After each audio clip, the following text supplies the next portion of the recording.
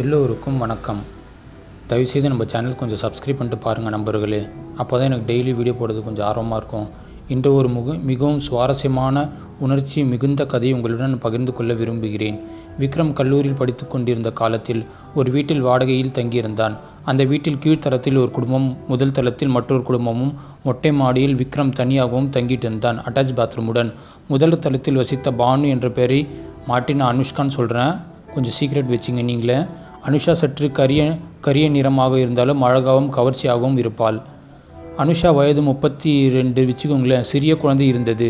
அனுஷாவின் கணவர் வெளிநாட்டில் வேலை செஞ்சுன்னு இருக்கான், துபாயில். அவரை விக்ரம் அதிகமாக பார்த்ததே இல்லை. மாதத்திற்கு 2 இல்லைன்னா 5 முறை தான் பார்ப்பான். அனுஷா துணி உலர்த்துக்காக மாடிக்கு வரும்போது நான் அங்கேருந்து பார்த்து கொஞ்சம் அப்படி இப்படின்னு பார்த்து சைட் அடிச்சுட்டு இருப்பேன். ஒரு நாள் ஒரு மண்டே இருக்கும். மாலை நேரத்தில் விக்ரம் கீழே இறங்கி வரும்போது அனுஷா வீட்டு வாசல் நின்று கொண்டிருந்தார். தம்பி, எங்கே போகிறீங்க என்று அனுஷ்கா என்னை கேட்டாள். விக்ரம் சிரித்து ஆரம்பிச்சிட்டான். இன்று மண்டே, அதனால தான் சப்பாத்தி, சிக்கன், மட்டன் ஏதாவது சாப்பிட்லான்னு சொல்லி முடிவு பண்ணியிருக்கேன் என்று சொன்னான். அனுஷா உடனே, எனக்கு 2 குழந்தைகள் சப்பாத்தி சிக்கன் குழம்பு சாப்பிட வேண்டும் என்று ரொம்பவே ஆசைப்படுறாங்க. நீங்கள் எனக்கு கொஞ்சம் சேர்த்து வாங்கி தர முடியுமா என்று மென்மையாக கேட்டார். விக்ரம் உடனே, கண்டிப்பாக அனுஷ்கா, நான் உனக்கு வாங்கி தரேன் என்று சொல்லிவிட்டு புறப்பட்டு சென்றான். அனுஷ்கா வாங்கி வந்ததும் எவ்வளவு செலவானது என்று கேட்டாங்க. நான் பணம் தருகிறேன் என்றான். விக்ரம் சரின்னு சொல்லிட்டு சென்றான். ஆனால் திருப்பி வரும் வழியில் விக்ரம் யோசித்தான். இதுவரை ஒருபோதும் பணம் கேட்டதே இல்லை. இன்று குழந்தைகளுக்காக மட்டும் கேட்டிருக்கிறார். இதற்காக அவரிடம் பணம் வாங்குவதா என்று யோசித்தான். குழந்தைகள் சந்தோஷமாக சாப்பிடட்டும் என்று மனதுக்கு தீர்மானித்து கொண்டார் விக்ரம். வீட்டுக்கு வந்ததும் அனுஷா எவ்வளோ பணமாகிவிட்டது தம்பி என்று கேட்டாள். விக்ரம் சிரித்தபடி, பரவாயில்லை அனுஷா, வச்சுக்கோ, இது உன் குழந்தைக்காக நான் வாங்கி கொடுக்குறேன், மாமா சீரு அப்படின்னு சொல்லி வச்சுக்கோ அப்படின்னு சொல்லி விக்ரம் சொன்னான் அனுஷ்கா கிட்ட. அவர்களுக்கு முதலில் கொடுங்கள், குழந்தைங்க ரொம்ப சந்தோஷமாக இருக்கட்டும், ரொம்ப ஆசையோடு பசியோடு இருப்பாங்க குழந்தைங்க அப்படின்னு சொல்லிட்டு விக்ரம் கொடுத்தான். அனுஷா கொடுத்து விட்டு மாடிக்கு ஏறினான். சிறிது நேரத்தில் கழித்து விக்ரம் சரக்கு அடிக்க ஆரம்பித்து கொண்டான். ஏன்னா சண்டே மண்டே ஆனால் நம்மளால் சரக்கு தான். அனுஷா மாடிக்கு தம்பி உள்ளே வரலாமா என்று கேட்டார். விக்ரம் வாருங்கள் அனுஷா என்று சொல்லிவிட்டு சரக்கு பாட்டிலை எடுத்து வேகமாக மறைச்சி எப்படியோ அனுஷா பார்த்துருக்காதுன்னு சொல்லிட்டு ஆசைப்பட்டான். ஆனால் அனுஷ்கா அதை பார்த்துட்டான். நீங்கள் குடிப்பீங்க என்று நன்றாகவே தெரியும் என்று புன்னகைத்துடன் சொன்னார். விக்ரமும் சிரித்தபடியே மறைத்திருந்த சரக்கை மீண்டும் டேபிளில் எடுத்து வைத்தான். அனுஷ்கா பேச்சின் சாக்கில் விக்ரமுக்கு அருகில் அமர்ந்தாள். விக்ரம் ஆச்சரியத்துடன், அனுஷ்கா, திடீரென்று அறைக்கு வந்திருக்கீங்க, என்ன விஷயம் அப்படின்னு சொல்லி கேட்க ஆரம்பிச்சிட்டான். குழந்தைகள் இருவரும் சப்பாத்தி சிக்கன் குழம்பு எல்லாமே ரொம்ப சாப்பிட்டு முடிச்சுட்டு விளையாட போயிட்டாங்க. நான் வீட்டில் தனியாக தான் இருக்கேன், என்ன பண்ணுறதுன்னு தெரில, அதை தான் அவங்கள பார்க்கலான்னு சொல்லிட்டு வந்தேன், நன்றி சொல்லிட்டு போகலான்னு. இனி ஞாயிற்றுக்கிழமை வேறு, மாலை வேறு விக்ரம் இருப்பார், எனக்கு நல்லா தெரியும். பேச்சுக்கு யாரும் துணையாக இருக்க மாட்டாங்க, அதனால தான் நான் உங்களை தேடி வந்திருக்கேன். விக்ரம் ஆச்சரியத்துடன், ஏன் அனுஷ்கா, ஏன் அறைக்கு வரக்கூடாது என்று நீ ஒரு போதும் சொல்லவே இல்லையே என்று பதிலளித்தார். அனுஷ்கா மெல்லிய புன்னகையுடன், முதலில் என்னை ஆன்ட்டி என்று அழைப்பதை நிறுத்திக்கொள், தனியாகத்தான் இருக்கிறேன், என் பேரை சொல்லியே கூப்பிடு என்று சொன்னான். அனுஷ்கா தான் சொல்லி அடைக்கணும் என்று சொன்னான். என்று சொல்லியவுடன் விக்ரம் கன்னத்தில் மெல்ல கிள்ளினான். விக்ரம் சிரித்தபடி, சரி அனுஷ்கா, உன் கணவர் எப்போதாவது தான் வீட்டுக்கு வருவாராம், துபாயிலேருந்து என்ன வேலை பார்க்குறாரு, எப்போ வருவார்? அனுஷ்கா ஆனந்த பெருமூச்சு விட்டு, அடப்போங்க, நானே அவர் மாதத்திற்கு 2 அல்லது 3 நாட்கள் மட்டும்தான் பார்க்குறேன் என்று வருத்தத்துடன் சொன்னார். பேச்சில் போது அனுஷ்கா விக்ரமுக்கு மிக அருகில் நகர்ந்து அமர்ந்தாள். இருவரின் தொடைகளில் ஒன்று லைட்டாக டச் பண்ண ஆரம்பித்தது. ரொம்பவே நெருக்கமாக இருந்தாங்க. வார்த்தைகளும் நெருக்கமாக போயிருந்துச்சு. விக்ரம் மனதுக்குள் யோசித்தான். இதுவரை அனுஷ்கா மாடிக்கு வந்தாலும் ஒருபோதும் தொடர்பு கொள்ளாமல் ஒதுங்கியே செல்வார்.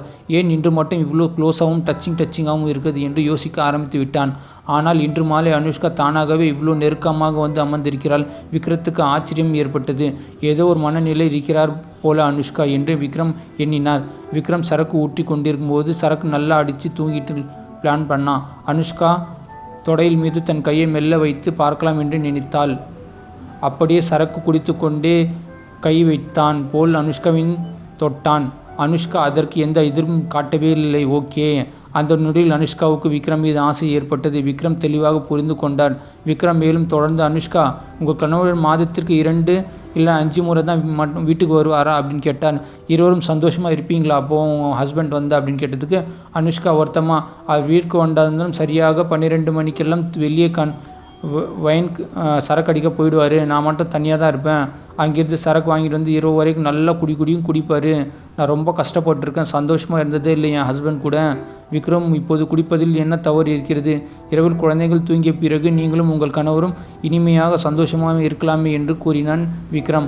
அனுஷ்கா உடனே, அவர் தனியாக ஒரு அறையில் தூங்கிடுவார், நான் குழந்தைகளும் தூங்கிடுவேன் என்று பதிலளித்தார். விக்ரம் ஆச்சரியத்துடன், சரி அனுஷ்கா, அப்படியென்றால் நீங்கள் இருவரும் ஒன்றாக இருந்தது எவ்வளோ காலமாகிறது? சந்தோஷமாக இருந்து. அனுஷ்கா கண்களில் கண்ணீர் துளிக்க ஆரம்பித்து விட்டது. ஒரு 10 வருஷம் ஆயிட்டிருக்கோம் நாங்கள் இருவரும் ஒன்றாக இருந்து என்று மிகுந்த வருத்தத்துடன் சொல்ல ஆரம்பித்து விட்டான். விக்ரம் அனுஷ்காவை ஆதல்படுத்தி விதமாக மெல்ல அனுஷ்காவின் தோளில் கை வைத்து அன்புடன் தட்டி கொடுத்தான். விக்ரம் மெல்லிய குரலில், அனுஷ்கா, உங்களுக்கு ஆசை இருந்தால் சொல்லுங்க, கணவரை நீங்களே அழைக்க வேண்டியது தானே என்று கேட்டான் விக்ரம். அனுஷ்கா வருத்தமாக, ஒரு நாள் என்னால் என் உணர்ச்சியை அடுக்கவே முடியவில்லை. நான் என்ன பண்ண தெரியாமல் அவரை அழைத்தேன். ஆனால் அவர், நமக்கு ஏற்கனவே 2 குழந்தைங்க இருக்குது, இன்னொரு குழந்தைங்கள என்னாலலாம் பெற்றுட்டு வளர்க்க முடியாது, நான் ரொம்ப காசு கஷ்டத்தில் இருக்கேன் என்று சொல்லிவிட்டான் என்னோட கணவர். இது போதும் என்று சொல்லிவிட்டான். நான் 4 குடும்ப கட்டுப்பாடு அறுவை சிகிச்சை செய்து கொண்டேன். இனி குழந்தை பிறக்கப் போவதில்லை. வாருங்கள், நாம் இருவரும் இன்பமாக சந்தோஷமாக இருக்கலாம் என்று அழைத்தேன் என் கணவரிடம். அதற்கு அவர், என்னை விட்டுவிடு என்று விருப்பம் இல்லை என்று சொல்லிவிட்டான் என் கணவர். மனவேதையில் ரொம்பவே கஷ்டமாக இருக்குது. அனுஷ்கா தொடர்ந்து, அதன் பிறகு என் ஆசையை அடக்கி கொண்டு குழந்தைகள் படுத்து தூங்கிய பிறகு இப்படி நாட்கள் சென்று 10 வருஷங்கள் ஆகிவிட்டன என்று சொல்லிவிட்டான் அனுஷ்கா. விக்ரம் மனதுக்குள் யோசித்தான். இதுவரை ஒருபோதும் வராத அனுஷ்கா இன்று திடீரென்று விக்ரம் அறைக்கு வந்திருக்கிறாளே, இவ்வளோ நெருக்கமாக அமர்ந்திருக்கிறாரு, தொட்டாலையும் எதுவும் சொல்லவே மாட்டேங்கிறது, சம்திங் இஸ் ராங் என்று மனசுக்குள்ளே யோசித்து விட்டான். கணவரும் இத்தனை வருடங்கள் ஆயிடுச்சு, இன்பமே சந்தோஷமே கொஞ்சம் கூட கொடுக்கல, வருத்தப்படுகிறாள் எனது ஃப்ரெண்டு அனுஷ்கா. தோளில் கை வைத்தாலும் எதிர்ப்பு தெரிவிக்கவில்லை. எனவே நேரடியாக கேட்டுவிடலாம் என்று தீர்மானித்து விட்டான் விக்ரம். தைரியத்தை வரவழைத்த அனுஷ்கா, நீங்களும் நானும் கொஞ்சம் இன்பமாக சந்தோஷமாக இருக்கலாமா என்று கேட்டான். அனுஷ்கா உடனே, டேய், அந்த ஆசையெல்லாம் எனக்கு பல வருடங்கள் முன்பே போய்விட்டதுடா, நீ சரியாக சாப்பாடு குடித்து விட்டு தூங்கிடு என்று சொல்லிவிட்டு கன்னத்தில் மெல்ல கிள்ளிவிட்டு அங்கிருந்து கிளம்பிவிட்டாள் அனுஷ்கா. விக்ரமுக்கு இது பெரிய அதிர்ச்சியை ஏற்படுத்தியது. என்ன இது, வந்து அமர்ந்து பேசினா அழைச்ச உடனே சென்று விட்டா கொண்டுடுன்னு சொல்லிட்டு பிறகு இன்று அனுஷ்கா என்ன மனநிலை இருக்க என்று தெரியவே இல்லை. இன்னொரு நாள் நிச்சயம் மாறிவிடுவார் என்று தனக்கு தானே சமாதானம் சொல்லிக்கொண்டு சரக்கடித்து தூங்கிவிட்டான். அன்று மாலை அனுஷ்கா உலர்த்தி வைத்திருந்த துணிகளை எடுத்து மாடிக்கு வந்தார். விக்ரம் அப்போது அறையில் தூங்கிக் கொண்டிருந்தான். அனுஷ்கா கதவை தட்ட விக்ரம் எழுந்து கதவை திறந்தான். அனுஷ்கா, என்னடா இவ்வளோ நேரம் தூங்கிட்ட என்று கேட்டாள். விக்ரம், இல்லை அனுஷ்கா, உடம்பு கொஞ்சம் சோர்வாக இருந்துச்சு, டயர்டாக இருந்தால் தான் தூங்கிட்டு இருந்தேன் அப்படின்னு சொன்னான். அதனால் உங்களுக்கு நீண்ட நேரம் பேசியது எனக்கு ரொம்பவே சந்தோஷமாக இருக்குது, நானும் ரொம்ப தனியாக தான் இருக்கேன் அப்படின்னு சொன்னான் விக்ரம். அனுஷ்கா சிரித்தபடியே, இருக்கலாம், உனக்கு என்னுடன் படுக்க வேண்டும் என்று ஆசை தானே? ஓ, தெரியும்டா எனக்கு கேடி அப்படின்னு சொல்லிடுச்சு அனுஷ்கா. நான் 2 குழந்தைகள் பெற்றவன், என்னிடம் நீ எதிர்பார்க்கும் எதுவுமே இருக்காது என்று சொன்னான் அனுஷ்கா. விக்ரம் உடனே, அனுஷ்கா, அதை நான் பார்த்துக்கொள்கிறேன், நீ வந்தால் மட்டும் போதும் அப்படின்னு சொன்னான் விக்ரம். அனுஷ்கா, சரி, எனக்கு விருப்பம் இருந்தால் நானே வருகிறேன், இப்போதைக்கு எனக்கு விருப்பம் இல்லைடா அப்படின்னு சொல்லிவிட்டு அனுஷ்கா வெக்கத்துடன் சிரிச்சிட்டு படிக்கட்டிலிருந்து கீழே இறங்கி விட்டாள். அடுத்த நாள் காலை நேரத்தில் அனுஷ்கா மீண்டும் வந்து கதவை திறந்துவிட்டு, எனக்கு விருப்பம் இருந்தால் வருகிறேன் என்று சொன்னார். விக்ரம் மனதுக்குள், இன்னும் சில நாட்கள் அனுஷ்கா நிச்சயம் என்னுடன் வருவாள் என்று நம்பிக்கொண்டே இருந்தான். அதன் பிறகு அனுஷ்கா மாடிக்கு துணி உலர்த்து வரும் போதெல்லாம் விக்ரம் மிகவும் நெருக்கமாக வந்து இனிமையாக பேச, சந்தோஷமாக இருக்கலாமா என்று கேட்க ஆரம்பித்து விட்டான். ஒரு நாள் அனுஷ்கா துணி துவைச்சி காய போடும்போது விக்ரம் அனுஷ்காவை தொடர்ந்து பார்த்து கொண்டே சைட் அடிச்சுட்டே இருந்தான். அனுஷ்கா சிரித்தபடி, என்ன விக்ரம், என்னையே இப்படி வெறித்தனமாக பார்த்துட்டு இருக்க என்று கேட்டார். விக்ரம் உடனே, அனுஷ்கா, நீங்கள் மிக அழகாகவும் கவர்ச்சியாகவும் தேவதை போல இருக்கிறீர்கள் என்று சொன்னான். அனுஷ்கா சிரித்து கொண்டு, 2 குழந்தைகள் பெற்ற ஆண்டி டடே, நான் இவ்வளோ அழகாக இருக்குன்னு சொல்லி வர்ணிக்கிறியாடா என்று கேட்டாள். விக்ரம் பல நாட்களுக்காக முயற்சி செய்தும் அனுஷ்கா தானாக வராததை பார்த்து, இவர் தானாக வரமாட்டாள் என்று மனதில் நினைத்து, நாம் தான் இவரை நம்முடன் இழுத்து வர வேண்டும் என்று மனதில் உறுதி கொண்டான் விக்ரம். பேச்சில் சாக்கில் அனுஷ்கா சாதாரணமான விக்ரம் அறைக்கு நுழைந்தாள். அந்த சந்தர்ப்பத்தை உடனடியாக பயன்படுத்தி கொள்ள நினைத்தான் விக்ரம். அனுஷாவை இறுக்கமாக கட்டிப்பிடித்து முத்தம் கொடுத்து விட்டான் தனது நெத்தியில். அனுஷா முதலில் விக்ரம், விடுங்க விக்ரம் என்று எதிர்த்தான். ஆனால் விக்ரம் விடவே இல்லை. அனுஷாவை இன்னும் நெருக்கமாக இழுத்து கொண்டான். அனுஷாவின் கழுத்தில், காதில் எல்லாம் என்னென்ன செய்யணுமோ எல்லாமே கொடுத்து விட்டான். ஒரு கட்டத்தில் அனுஷ்கா ஆசை எழுந்தது. அனுஷ்கா விக்ரத்துக்கு ஒத்துழைப்பு கொடுக்க தொடங்கிவிட்டாள். 2 பேரும் சந்தோஷமாக இருந்தார்கள். அன்று விக்ரம் அனுஷாவை முழுமையாக கட்டுப்படுத்தி கொண்டு தன் சந்தோஷத்தை பயன்படுத்தி கொண்டான். விக்ரத்தின் இன்பமான வாழ்க்கை புதிய தொடக்கத்தில் பெற்றது. தினமும் விக்ரம் அனுஷ்காவின் இன்பத்தை அனுபவிக்க வேண்டும் என்று ஆசைப்பட்டு டெய்லியும் வற்புறுத்தி கொண்டிருந்தான் விக்ரம் அனுஷ்காவை. ஒரு நாள் அனுஷாவின் கணவர் வெளிநாட்டிலிருந்து துபாயிலிருந்து வேலையை முடித்துவிட்டு ஊருக்கு திரும்பி விட்டான். அனுஷ்கா தன் கணவர் விக்ரமை குழந்தைகள் உணவு வாங்கி கொடுத்து விஷயத்தை சொல்லியிருந்தார். அனுஷாவின் கணவர் விக்ரத்தை பார்த்து வந்தார். தம்பி, என் குழந்தைக்கு நீங்கள் தான் உதவியெல்லாம் செய்கிறீங்களாமே, சாப்பாடெலாம் வாங்கி கொடுக்குறாங்களாமே, ரொம்ப ரொம்ப நன்றிப்பா. நான் ஃபாரினில் இருக்கேன், அதனால தான் வாங்கி கொடுக்க முடியல, நீயாவது வாங்கி கொடுக்குறியே, ரொம்ப நன்றிப்பா அப்படின்னு சொன்னார். அப்போதுதான் விக்ரம் அனுஷ்காவின் கணவரை முதன்முறையாக நேரில் பார்க்கிறான். அதன் பிறகு இருவரும் நெருக்கமாக பேச தொடங்கிவிட்டார்கள். அனுஷாவின் கணவர் விக்ரமிடம், தம்பி, உங்களுக்கு சரக்கடிக்கிற பழக்கம் இருக்காம வந்து சரக்கடிக்கலாமா என்று கேட்டார். விக்ரம், ஆமா, ஆனால் தினமும் அடிப்பதில்லை, சண்டே மட்டும்தான் என்று சொல்லிவிட்டான்.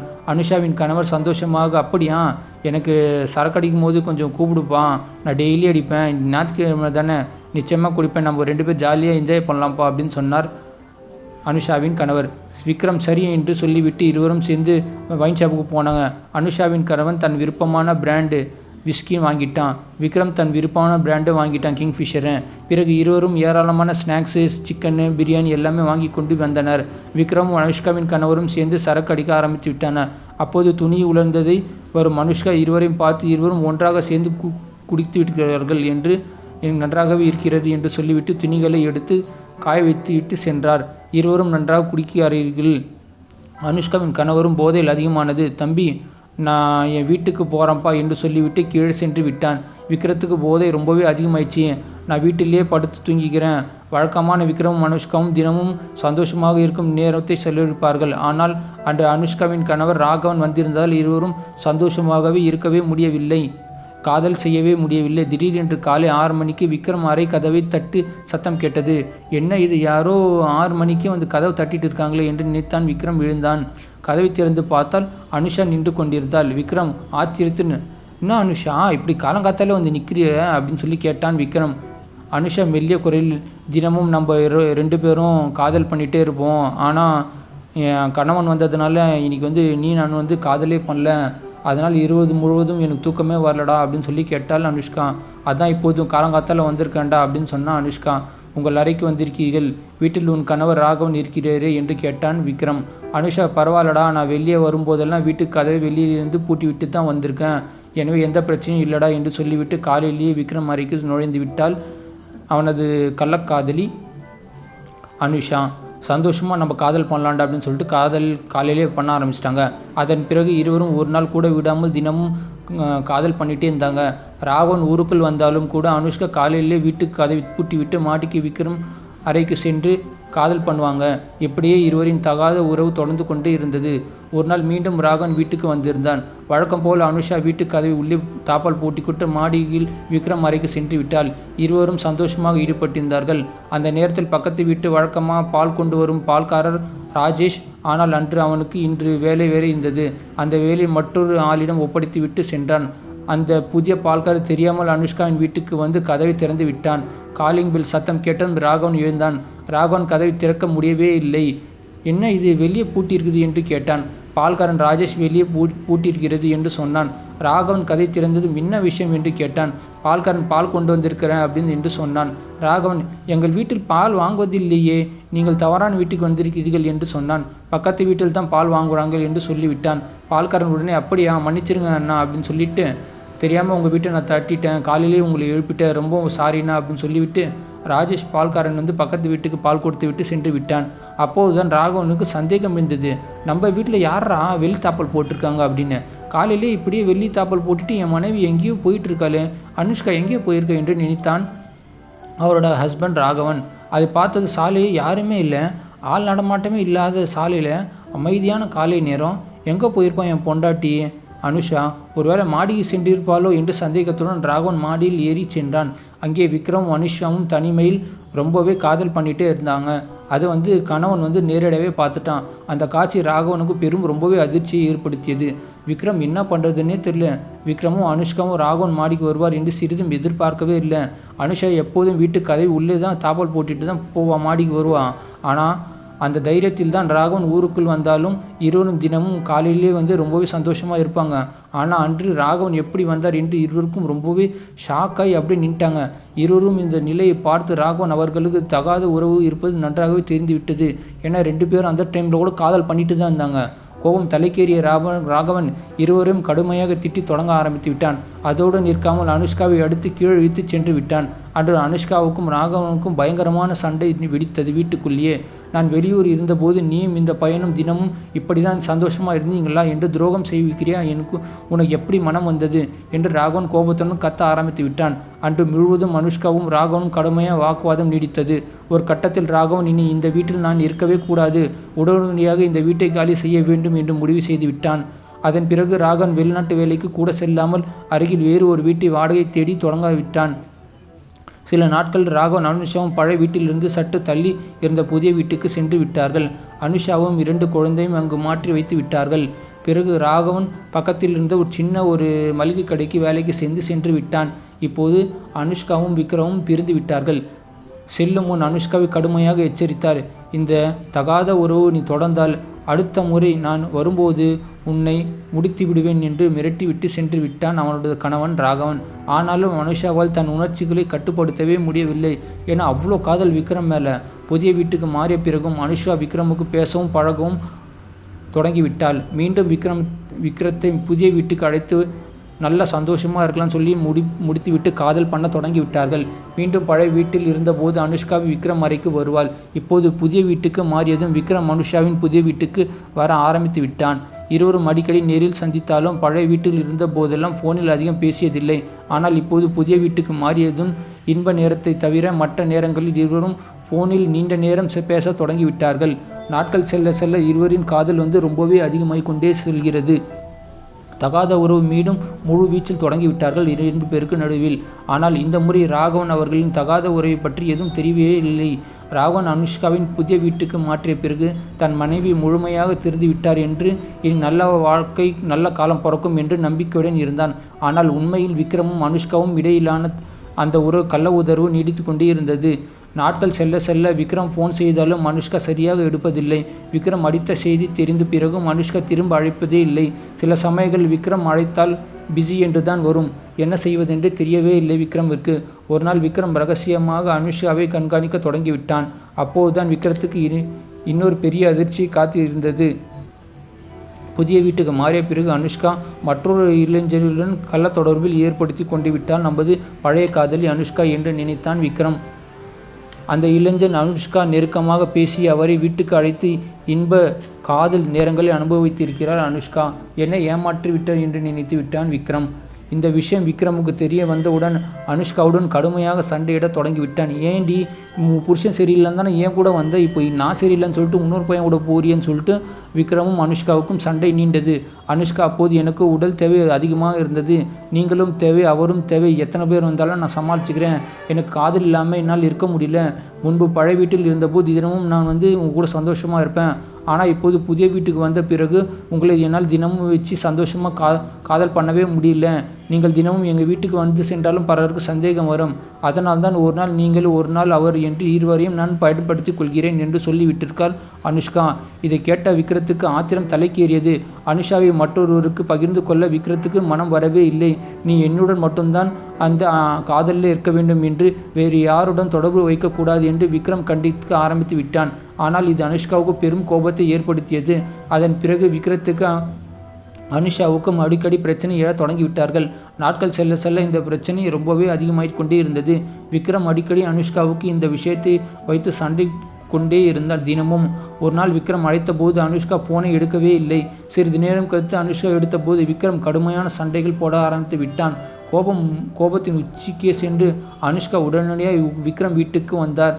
வந்ததும் நீங்கள் என்னை கட்டுப்படுத்த முடியாது, நீங்கள் எனக்கு தாலியை கட்டிய கணவரா, யாருடன் பேசக்கூடாது யாருடன் பழகக்கூடாது என்று சொல்ல உங்களுக்கு என்ன உரிமை இருக்கிறது என்று கத்தியபடி விக்ரத்துக்கு கடுமையாக சண்டையிட்டு தொடங்கிவிட்டார் அனுஷ்கா. கோபத்தில் அனுஷ்கா விக்ரம் வீட்டுக்கு இருந்து கிரிக்கெட் பேட்டை எடுத்து விக்ரத்தின் தலையிலே அடித்து விட்டார். விக்ரத்துக்கு ஆத்திரம் தலைக்கேறியது.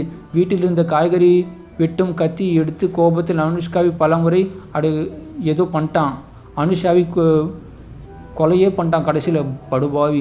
விக்ரம் தன் செயலில் கொடுமையான உணர்ந்தான். சுனை நினைவுக்கு வந்த விக்ரம் அதிர்ச்சியில் பயத்திலும் நடுங்க ஆரம்பிச்சிட்டான். ஐயோ நான் கோவத்தில் ஏதோ பண்ணிட்டேனடா, அனுஷ்காவை என் கள்ளக்காதலி அப்படின்னு சொல்லிட்டு அழ ஆரம்பிச்சிட்டான். ஆத்திரத்தில் தன் கையால் இருந்த ஒரு பெரிய தவறை செய்து விட்டோமே என்பதை உணர்ந்த விக்ரம் தன் வாழ்க்கையை அழித்து விட்டோம் என்று பயந்து போய் நடங்க ஆரம்பித்து விட்டான். உச்சாவும் போயிட்டான் அந்த பயத்திலே. அந்த இடத்திலிருந்து உடனடியாக ஓடிவிட்டான். சிறிது நேரம் கழித்து கீழ்த்தரத்தில் வசிப்பவர்கள் தற்செயலாக மாடிக்கு வந்தபோது அனுஷ்கா ரத்தம் சொட்ட சொட்ட செத்து போயிட்டுன்னு பார்த்து ரொம்பவே அதிர்ச்சி அடைந்தாங்க. உடனடியாக போலீஸ்க்கு தகவல் தெரிவித்தாங்க. போலீஸார் விரைவாக சம்பவ இடத்துக்கு விசாரணை தொடக்க ஆரம்பிச்சிட்டாங்க. இந்த பெண் யார், இங்கு ஏன் வந்தாங்க என்று கேட்கபோது கீழ்த்தளத்தில் இருந்தவர்கள், இவர் இங்கு முன்பு வசித்த பெண், இந்த வீட்டில் தங்கியிருந்த இளைஞர் பார்ப்பதற்காக வந்திருக்கலாம். ஆனால் இந்த இடத்தில் கொலை செய்யப்பட்டிருப்பவர் அந்த இளைஞன் இப்போது காணவே இல்லை என்று புகார் அளித்தார்கள். போலீசார் அனுஷாவின் உடலை கைப்பற்றி பிரேத பரிசோதனை மருத்துவருக்கு வேலூரில் GH ஹாஸ்பிட்டல் மருத்துவருக்கு அனுப்பிவிட்டார்கள். முழு விசாரணை தொடங்கினார்கள். விக்ரம் பயத்தில் தலைமறைவாகவே ஆகிட்டான். என்ன பண்ணுறது, அவனுக்கு கோவத்தில் அடித்து கொண்டுட்டான் அந்த கேடி. ஆனால் போலீசார் தனிப்படை அமைத்து வலை வீசி தேட ஆரம்பித்து விட்டார்கள். விக்ரத்தை விரைவில் கைது செய்தனர். காவல் நிலையத்தில் விக்ரத்தை அழைத்துச் சென்றார்கள். ஏன் இந்த கொலை செய்தீர்கள் என்று இருவரையும் என்ன உறவு என்று தீவிரமாக போலீசார் விசாரித்தனர். அப்போது விக்ரம் அனைத்து உண்மைகளையும் வெளிப்படையாகி சென்று விட்டான். எனக்கும் அனுஷ்காக்கும் ஒரே வீட்டில் தங்கியிருந்த காலத்தில் பழக்கம் ஏற்பட்டது. அது பிறகு தவறான உறவாக மாறியது. நாங்கள் அடிக்கடி லவ் பண்ணிகிட்டே இருப்போம். இந்த விஷயம் எப்படியோ அனுஷ்காவின் கணவர் ராகவனுக்கு தெரிஞ்சிச்சு. அதனால் அவர் இந்த வீட்டை காலி செய்து வேற ஒரு வீட்டுக்கு போனாங்க. புதிய வீட்டுக்கு போனானோ அனுஷ்கா இன்னொரு பையனை தேடிட்டான். என் கூட சந்தோஷமாகவே இல்லை, காதலும் பண்ணவே இல்லை. ஆனால் அந்த சமயத்தில் அனுஷ்கா என்னை போலவே மற்றொரு இளைஞனும் தொடர்பு வைத்தது எனக்கு ரொம்பவே கஷ்டமாக இருந்துச்சு. இது எனக்கு பெரும் கோபத்தை ஏற்படுத்தியது. அந்த உறவை உடனடியாக துண்டிக்க வேண்டும் என்று நான் எவ்வளோ கஷ்டப்பட்டு சொன்னேன், அழுதேன், என்னென்னமோ பண்ணேன். ஆனால் அனுஷ்கா அது மறுத்துட்டா. அதை என்கிட்ட ரொம்பவே சண்டை போட்டான். இது எங்களுக்கு பெரிய பிரச்சனையே ஏற்படுத்தி விட்டது. நாங்கள் மாறி மாறி ரொம்பவே சண்டை போட ஆரம்பிச்சிட்டோம், கத்த ஆரம்பிச்சிட்டோம். எங்கள் 2 பேருக்கு என்ன பண்ணுறதுனே தெரில. அனுஷ்கா என்னை ரொம்பவே அடிக்க ஆரம்பிச்சிட்டான். நானும் கோவத்தில் என்ன பண்ணுறதுனே தெரில. பக்கத்தில் காய்கறிலாம் வெட்டதுக்கு சின்ன ஒரு கத்தி இருந்துச்சு. அது எடுத்து அனுஷ்காவை நான் அந்த கோவத்தில் என்னால் கண்ட்ரோல் பண்ண முடியாமல் நான் அடிச்சிட்டேன். நான் என்ன பண்ணுறது தெரியலன்னு சொல்லிட்டு எல்லா வாக்குலமும் போலீஸாரையும் விக்ரம் சொல்லிவிட்டான். போலீஸார் விக்ரம் அளித்த வாக்குமூலத்தை அடிப்படையில் கொலை வழக்கு பதிவு செய்துவிட்டு விக்ரத்தை கைது செய்து சிறையில் அடைத்தார்கள். தற்போது அனுஷாவின் 2 குழந்தைகளும் தாய் இல்லாமல் அழுது கொண்டிருக்கிறார்கள். இந்த சமயம் பற்றி உங்களுக்கு கருத்து என்ன? இதுமேல் கள்ளக்காதல் வைத்தால் இதுதான் நிலைமை என்று எல்லோருக்கும் இது விழிப்புணர்வு கதை என்று நான் நம்புகிறேன். இந்த கதை பிடித்து இருந்தால் தயவுசெய்து லைக் அண்ட் சப்ஸ்கிரைப் போடுங்கள். நன்றி, வணக்கம்.